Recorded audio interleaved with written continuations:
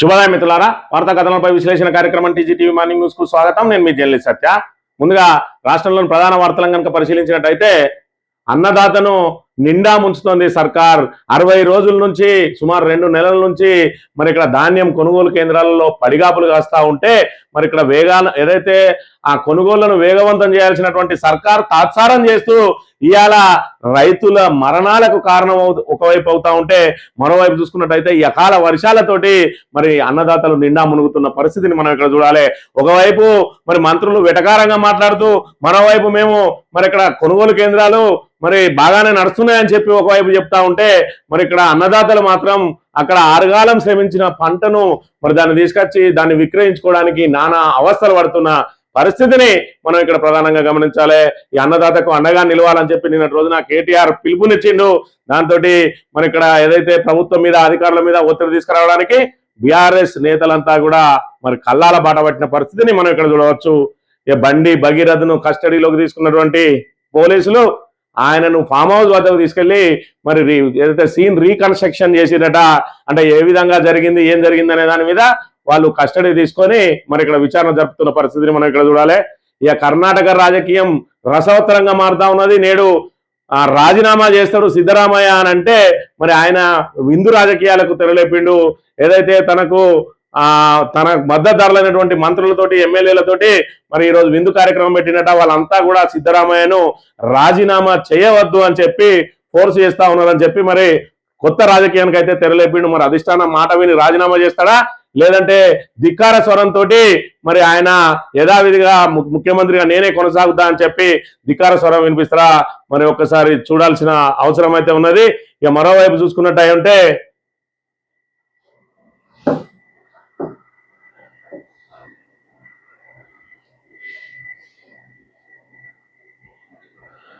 తుమ్మిడిహెడ్డి దగ్గర ఎత్తు మీద చర్చిద్దామని చెప్పి ముఖ్యమంత్రి రేవంత్ రెడ్డి లేఖ రాసిన అంశాన్ని మనం ఇక్కడ చూడవచ్చు. ఏదైతే మహారాష్ట్ర ముఖ్యమంత్రికి లేఖ రాసిందట, ఏదైతే తుమ్మిడిహెడ్డి దగ్గర మరి ఇక్కడ 152 మీటర్లు కాకుండా కనీసం 150 మీటర్ల కన్నా మేము కట్టి తీరుతామని చెప్పి అది కాని పని అని చెప్పి తెలిసినప్పటికి కూడా దాని మీద ఏదో పిఆర్ స్టంట్లతోటి మరి ఈయనేదో పెద్ద ప్రయత్నం చేస్తాను అన్నట్టుగా అక్కడ ఏదైతే కాళేశ్వరం ప్రాజెక్టు దగ్గర ఒక పిల్లర్ గుంగిందో ఆ పిల్లర్ను మరి ఇక్కడ మరమ్మతు చేసి ఆ ప్రాజెక్టును అందుబాటులోకి తీసుకురావడం చేతగాని దద్దమ్మ ప్రభుత్వం ఇవాళ తుమ్మిడిహెడ్డి దగ్గర మేము ప్రాజెక్టు కడతా ఉంటా ఉన్నది. సొంత జిల్లాలో పాలమూరు రంగారెడ్డి ప్రాజెక్టుకు దిక్కులేదు. ఇవాళ ఈయనట తుమ్మిడిహెడ్డి దగ్గర కొత్త ప్రాజెక్టు కడతాడట. ఇప్పటికే ఖజానా నిల్లున్నది. మరి ఇక్కడ ఇచ్చిన 6 గ్యారంటీలు కానీ 420 హామీలకు కానీ మరి ఇక్కడ వాళ్లకు సరిపడా నిధులు లేక కేవలం మద్యం మీదనే ఆదాయాన్ని పెంచుకుంటూ ఇలా సర్కార్ను వెల్లదీస్తూ అప్పుల పాలు చేస్తున్నటువంటి రేవంత్ రెడ్డి సర్కార్ ఉన్నదాన్ని 200-300 కోట్లు పెడితే రిపేర్ అయ్యేదాన్ని వదిలేసి ఇలా కొత్త ప్రాజెక్టు కడతా అని చెప్పి మరి ఇక్కడ శుద్ధులు చెప్తా ఉన్న పరిస్థితిని చూస్తా ఉన్నట్టయితే జనం మరి ముక్కున వేలేసుకుంటున్న పరిస్థితిని కూడా మనం చూడవచ్చు. వార్తా కథనాలను కనుక పరిశీలించినట్టయితే ముందుగా నమస్తే తెలంగాణలో నిండా ముంచిన సర్కార్, పంట కొనని ప్రభుత్వ పాపం, రైతన్నకు శాపం, బాధ్యత లేని పాలనలో బిక్క చచ్చిన అన్నదాతలపై అకాల పిడుగు, గాలివాన బీభత్సానికి కొనుగోలు కేంద్రాల్లో కొట్టుకుపోయిన ధాన్యం, ఉమ్మడి ఆదిలాబాద్, కరీంనగర్, మహబూబ్నగర్, నల్గొండలలో తీవ్ర నష్టం, తడిసి ముద్దైన వడ్లు, మక్కల బస్తాలు పచ్చబడి మొలకెత్తిన దైన్యమట. ధాన్యం కొనని సర్కార్ పాపం, రైతన్న పాలిట శాపమైంది. 1 నెల రోజులు, 15 రోజులు, 40 రోజులు ధాన్యం కొనుండ్రి మొర్రో, కాలు మొత్తం అన్నదాతల కాళ్ళ వెళ్ళబడ్డ ప్రభుత్వం కనకరించడం లేదు, కాలు కదపడం లేదు. నమస్తే తెలంగాణ ముందే హెచ్చరించినట్టుగా వానలు ముందే వచ్చాయి. కల్లాలు, కొనుగోలు కేంద్రాలు, మార్కెట్ యార్డులు, రోడ్ల మీద ఆరబోసిన ధాన్యంతో పాటు రైతును నిండా ముంచినాయట. మరి ఇక్కడ క్షేత్రస్థాయిలో రైతుల పరిస్థితి ఎంత దయనీయంగా ఉన్నదో తెలుసుకునే ప్రయత్నం చేయలేదు ప్రభుత్వం. ఇప్పటి వరకు ఆపత్కాలం దాపురించేదాకా పంట కొనే ప్రయత్నాలు చేయలేదు. సెంటర్లలో కాంటా వేసిన మిల్లులకు తరలించేందుకు వాహనాలు లేక, ధాన్యం ఎత్తేందుకు దించేందుకు హమాలీలు లేక, వర్షం వస్తే పంటను కాపాడుకునేందుకు టార్పాలీలు లేక, కనీసం తాగేందుకు గుక్కడి నీళ్లు నిలబడేందుకు నీడా దొరక్క అరిగోసపడతా ఉన్నారు రైతులు. చివరికి కళ్ళ ముందే చెడగొట్టు వానలతో పంట కొట్టుకుపోయి గుండెలు బాదుకుంటున్నారు. ముందు చూపులేని అసమర్థ ప్రభుత్వం ఇవాళ రైతుల బతుకులను నీళ్ల పాలు చేసింది, వారి భవిష్యత్తును కన్నీటి పాలు చేసింది.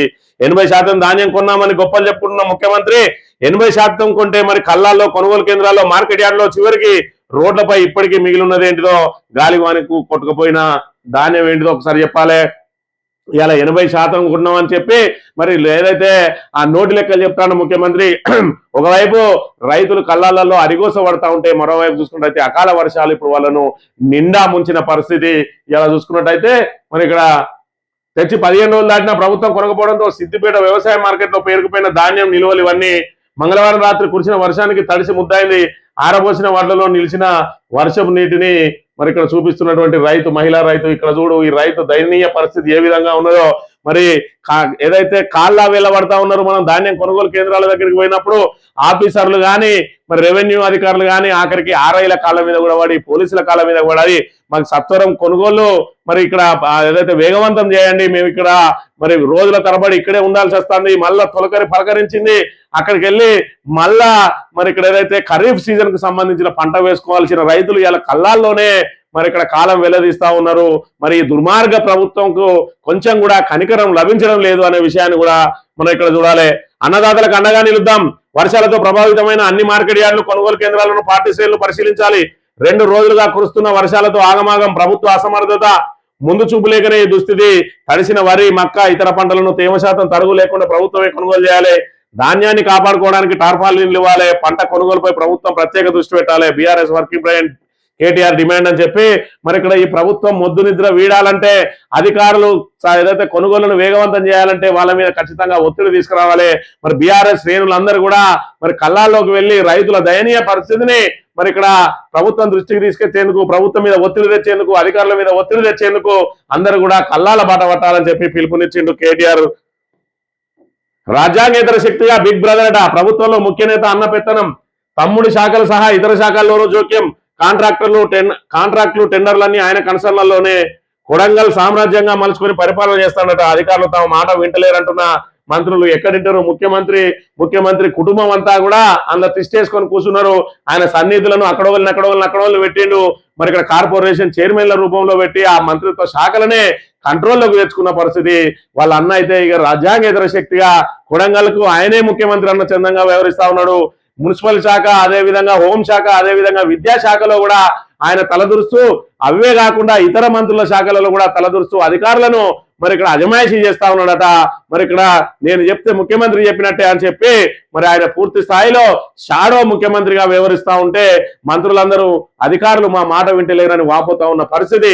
ఒకవైపు అసలు కాంగ్రెస్ వాళ్ళని ఎక్కడికక్కడ తొక్కేస్తా ఉన్నాడు రేవంత్ రెడ్డి, మరోవైపు తన కుటుంబ సభ్యులను ఏదైతే ఎమ్మెల్యేలుగానో ఎమ్మెల్సీలుగానో చేసుకోకుండా బ్యాక్ ఎండ్ లో ఉండి షాడో ముఖ్యమంత్రులుగా మరి వాళ్ళతోటి పరిపాలన సాగిస్తా ఉన్నాడు రేవంత్ రెడ్డి. కుటుంబ పరిపాలన ఈ రకంగా ఉన్నది, ఒక్కసారి ఆలోచన చేయాలి.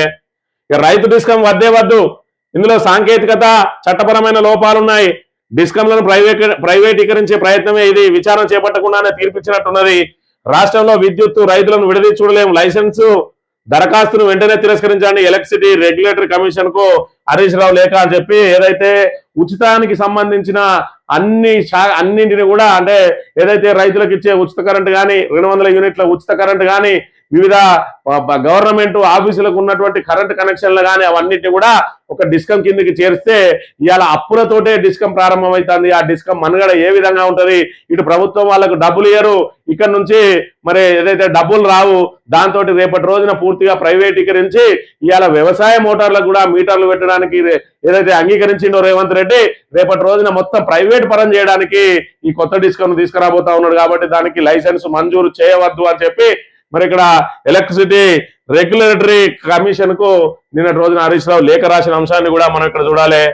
ఇక తెలంగాణపై మళ్ళీ 2 కళ్ళ విషయం. మహానాడు సాక్షిగా మరోసారి కుట్రలు పట్టబోయాలు. తెలంగాణ పదమే డిక్షనరీలో లేదంటూ బక్కని నరసింహుల అడ్డగోలు వ్యాఖ్యలు. బాబు స్క్రిప్ట్ లో భాగమేనని తెలంగాణ మండిపాటు, అందుకు కొనసాగింపువే నారా లోకేష్ విస్తరణ ప్రకటనట. ఏదైతే ఆంధ్రప్రదేశ్ లో అధికారంలోకి వచ్చిండో, తెలంగాణలో ఆయన శిష్యుడే ఇక్కడ ఏదైతే ఉన్నాడో, రేపటి రోజున కర్ణాటక లాగానే రాజకీయాలు మరి ఇక్కడ పెద్ద ఎత్తున సీనియర్ల నుంచి ఒత్తిడి వచ్చి రేవంత్ రెడ్డిని తప్పించాల్సి వస్తే పూర్తి స్థాయిలో రేవంత్ రెడ్డిని తన కంట్రోల్లో పెట్టుకొని రాష్ట్రం మీద కన్నేసినటువంటి ఏదైతే చంద్రబాబు నాయుడు పూర్తి స్థాయిలో తెలంగాణలో మళ్ళీ తెలుగుదేశాన్ని విస్తరిస్తాం వయా రేవంత్ రెడ్డి ద్వారా, లేదంటే రేవంత్ రెడ్డి చేతిలోనే పెట్టి బీజేపీ తోటి సపోర్ట్ తోటి, జనసేన సపోర్ట్ తోటి రాబోయే ఎలక్షన్లలో మరి ఇక్కడ రేవంత్ రెడ్డిని ముందర పెట్టుకొని టీడీపీ పాగా వేయాలని ఏదైతే ప్రయత్నం చేస్తా ఉన్నదో, నిన్నటి రోజున మహానాడులో మరి ఇక్కడే పుట్టిండు, తెలంగాణలో షాద్నగర్ లో ఏమో పుట్టిండట వీడు, బక్కని నరసింహులు అంటోడు. ఇక్కడ తెలంగాణ అనే పదం డిక్షనరీనే లేదట. మరి ఇంతకాలం ఉద్యమం చేసిన వాళ్ళు మరి తెలంగాణ తొలిదశ ఉద్యమం, మలిదశ ఉద్యమం, తెలంగాణ సాయుధ పోరాటం ఇవన్నీ కూడా వినుకుంటూ వచ్చినాం. ఈ నరసింహులు గానికి మాత్రం ఈ తెలంగాణ అనే పదం కనవలేదు. ఇలాంటి మరి ఇక్కడ తెలంగాణ ద్రోవులను మళ్ళా తెలంగాణలో అడుగు పెడితే చెప్పులు మెడగేసి తిప్పాల్సిన అవసరం ప్రతి తెలంగాణ పౌరుని మీద కూడా ఉన్నదనే విషయాన్ని గమనించాలి.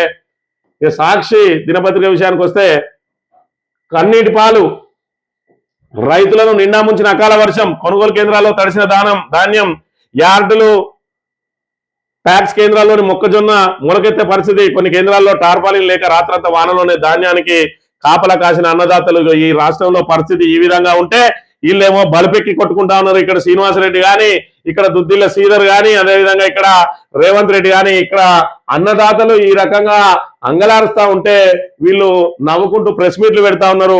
ఏ ఒక్కరోజు కూడా వీళ్ళు ఈ ధాన్యానికి సంబంధించి కానీ రైతులకు సంబంధించిన అంశాల మీద ఒక్క సమీక్ష పెట్టిన పాపానికి పోలేదు. ఏదంటే కలెక్టర్లకు మేము అప్పచెప్పినాం, మీరు సత్వరం పూర్తి చేయండి అంటారు. నువ్వు డబ్బులు ఇవ్వకుండా, నువ్వు సౌకర్యాలు కల్పించకుండా, నువ్వు ఏదైతే ట్రాన్స్పోర్ట్ వెహికల్ కల్పించకుండా ఏ విధంగా అధికారులు పూర్తి చేస్తారు? ఒకవైపేమో మీదికి నువ్వు సత్వరం పూర్తి చేయమంటావు, వెనకాలనేమో జాప్యం జరగని రైతులు వాళ్ళు అమ్ముకుంటారు. మనం ఇలాగే కొంటే మళ్ళీ పంట పెరుగుతూనే ఉంటది అన్నట్టుగా ఏదైతే వరేస్తే ఉరే అన్నాడు కేసీఆర్ అని చెప్పి పదే పదే ప్రచారం చేసేటువంటి రేవంత్ రెడ్డి ఇప్పుడు 25% ఏదైతే 25 లక్షలు మరి వరిని 25 లక్షల ఎకరాలలో వరిని ఆపాలి అని చెప్పి చెప్తా ఉన్నాడు. కేంద్రం ఏదో 2.5 కోట్ల ఎకరాలలో ఉత్పత్తిని ఆపాలి, ప్రత్యామ్నాయ పంటల వైపు పోవాలన్నాడట. మరి ఇక్కడ కేసీఆర్ చేసింది కూడా అదే.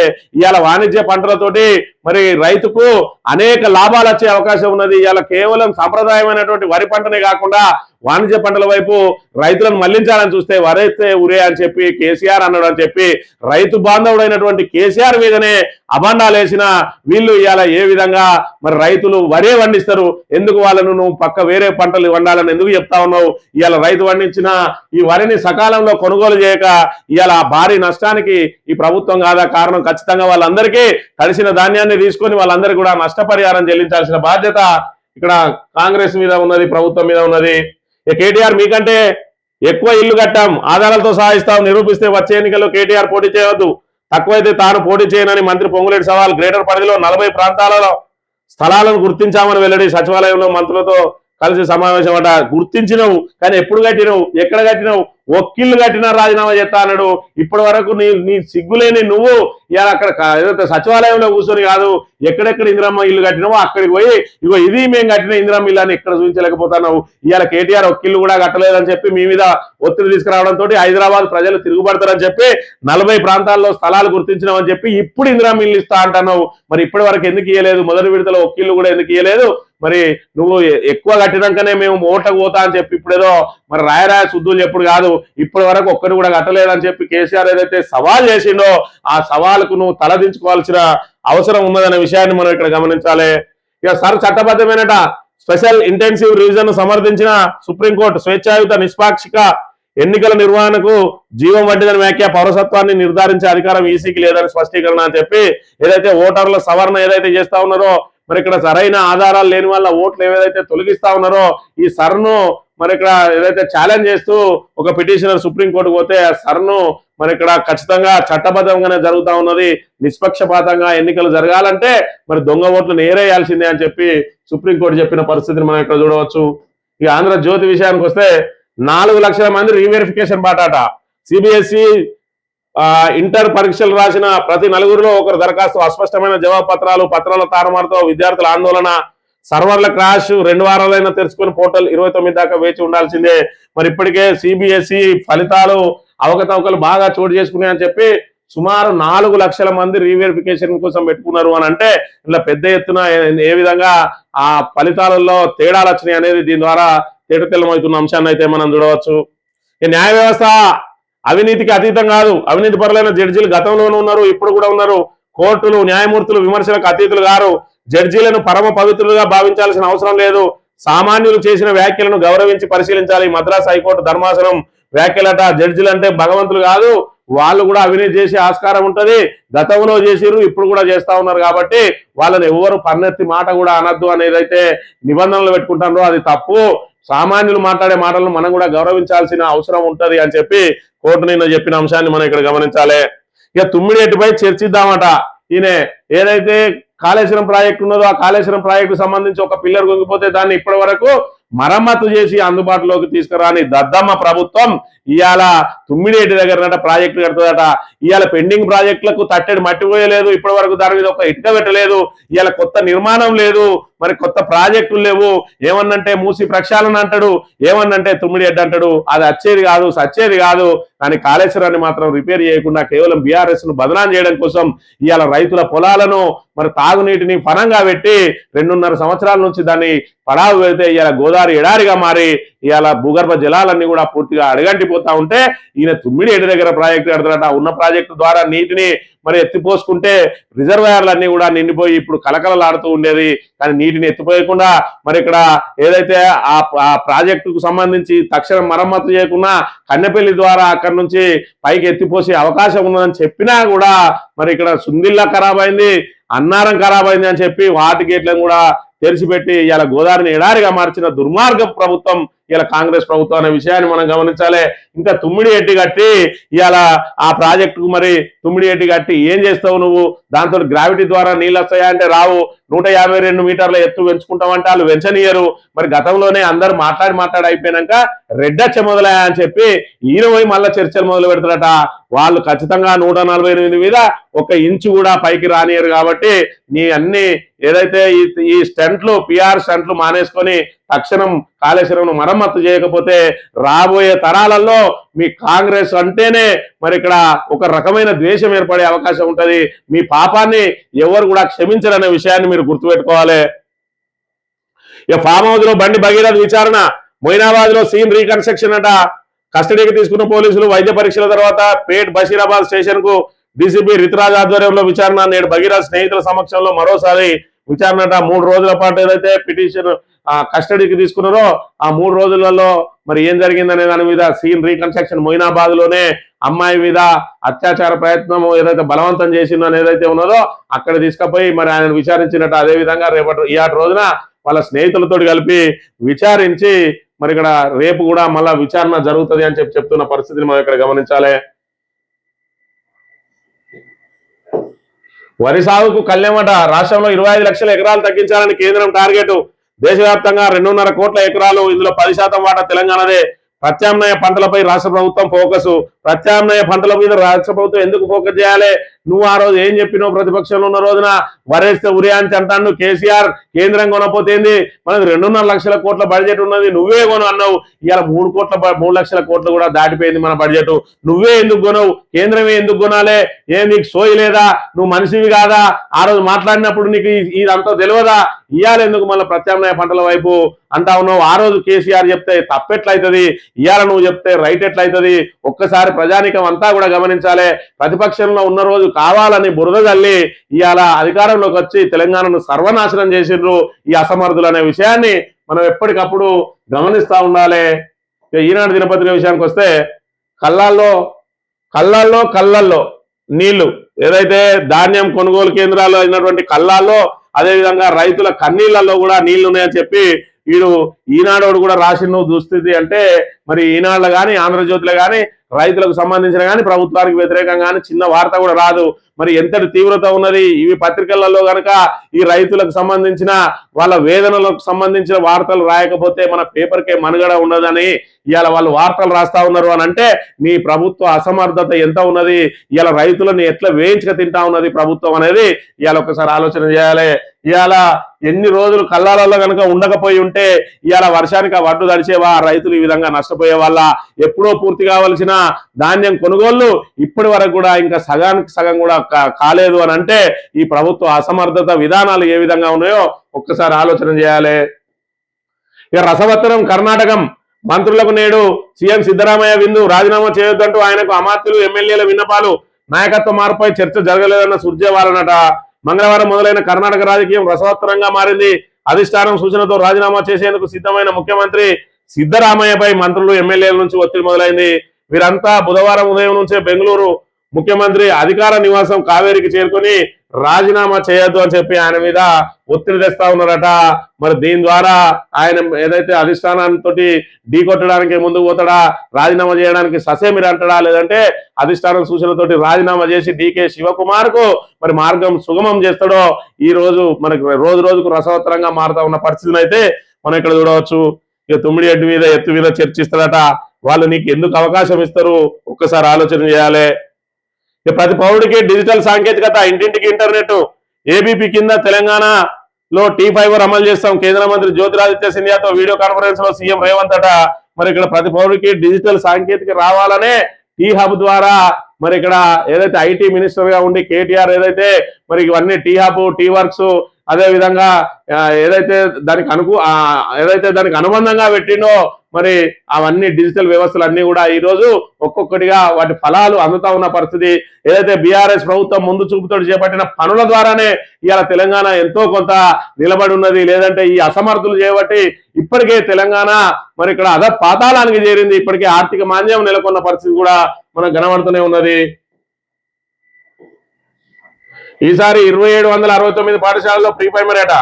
క్యూర్ పరిధిలో 529 చోట్ల యూకేజీ, హైదరాబాద్ లో 275, మేడ్చల్ జిల్లా 145, 4131కి చేరుకొని ఉన్న శిశు విద్యా పాఠశాలలు మరి 2769 పాఠశాలలో ప్రీ ప్రైమరీ అని అంటే ఎల్కేజీ, యూకేజీలు మరి వాటిని ప్రవేశపెడతా ఉన్నానని చెప్తా ఉన్న పరిస్థితి.